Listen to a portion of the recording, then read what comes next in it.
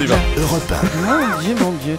Jean-Marc Morandini pour le grand direct des médias. Et le fait média du jour, c'est donc l'émission Touche pas mon poste qui se retrouve encore une fois à l'origine de polémiques. Les chroniqueurs de l'émission de D8 ne sont pas avares de critiques contre certains programmes et cela provoque forcément des réactions. Jérôme Ivanichenko, bonjour. Bonjour Jean-Marc. Vous êtes notre expert média. Alors, dernière critique en date, hier, c'est venu des fans de la série de France 3, Plus belle la vie. Et oui, des fans qui n'ont pas apprécié l'une des rubriques de Touche pas à mon poste. Jeudi dernier, la chronique de Camille Combal, le poste de surveillance, portait sur le célèbre feuilleton marseillais de France 3. Et vous allez l'entendre, le chroniqueur ne s'est pas privé pour tacler le travail des scénaristes de la série.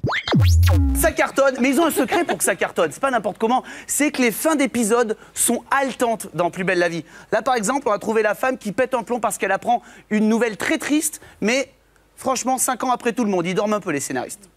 François va s'occuper de toi. Tu vas faire des progrès tous les jours. Des progrès de quoi? Elle va revenir. Mais je m'en fous de ma mémoire. Putain, Michael Jackson est mort.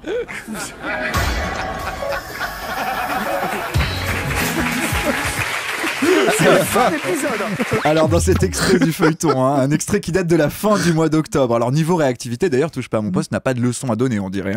Le personnage de Babette, qui sort d'une longue amnésie, se rend compte que Michael Jackson est mort. Elle est sous le choc. La séquence déclenche un fou rire général sur le plateau de Touche pas à mon poste. Un petit ton moqueur qui n'a pas du tout plu aux fans du Faut dire feuilleton. que c'est drôle quand même. C'est assez rigolo, on doit le dire. Mais les fans, en revanche, étaient assez furax. L'un d'entre eux s'est même fendu d'une jolie lettre postée hier soir sur le blog pblv.org. C'est le blog numéro 1 des fans de Plus belle la vie.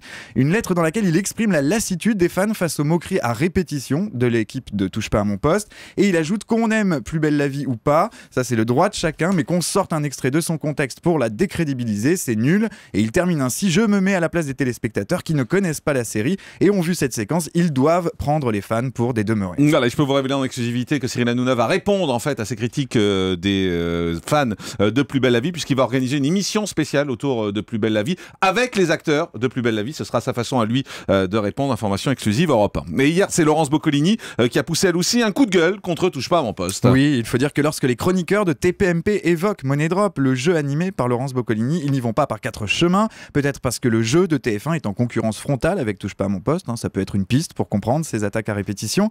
Écoutez ce petit florilège. Le 29 octobre dernier, les chroniqueurs Gilles Verdez, Thierry Moreau et Nora Malagré se lâchent sur Money Drop et sur Laurence Boccolini. Et la ménagère, elle est active, elle veut du rythme. Et là, ils ont laissé l'émission s'endormir complètement et nous avec. Alors maintenant, ils essaient de trouver des parades. Mais c'est trop tard, la chute est amorcée, ils s'en relèveront pas. Eh bien, ils sont tellement conscients du problème d'ailleurs qu'ils ont réduit de 7 minutes les émissions pour qu'elles soient un petit peu plus dynamiques. Ils ont réduit aussi le temps des questions qu'on a vu là pour essayer de mettre plus. Et surtout qu'il y a un seul binôme seulement dans toute une émission. Parce que ça aussi, c'était un problème. Et Nora. On peut peut-être parler aussi de Laurence Boccolini. Elle pourrait donner un peu plus de sa personne. Elle crée rien, on a l'impression qu'elle s'ennuie. Du coup, nous aussi et la ménagère aussi. Ah bah avec ça, dis donc, Oui, elle est gâtée. des sorties qui avaient provoqué la colère de Laurence Boccolini, qui s'était exprimée sur Twitter, qualifiant les chroniqueurs de Touche pas à mon poste de figurants et expliquant qu'elle n'irait jamais dans l'émission de Cyril Hanouna car elle ne va jamais dans les dîners de cons. Hier, elle en a donc remis une couche dans une interview accordée au magazine Télé Loisirs en déplorant que le fond de commerce de Touche pas à mon poste était seulement de tacler les autres. Alors avec leur franc-parler, c'est vrai que les chroniqueurs s'exposent aux critiques, mais ils ne sont pas toujours beaux joueurs quand même. Oui, c'est vrai qu'à force de dézinguer, on s'expose aux critiques et dans le registre de l'autodérision, eh bien, les chroniqueurs de TPMP ne sont pas toujours les plus fair-play.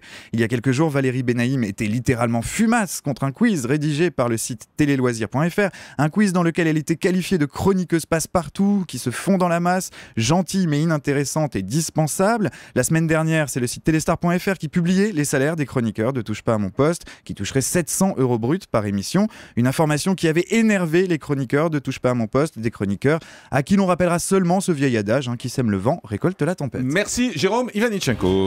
Le grand direct des médias, Jean-Marc Morandini.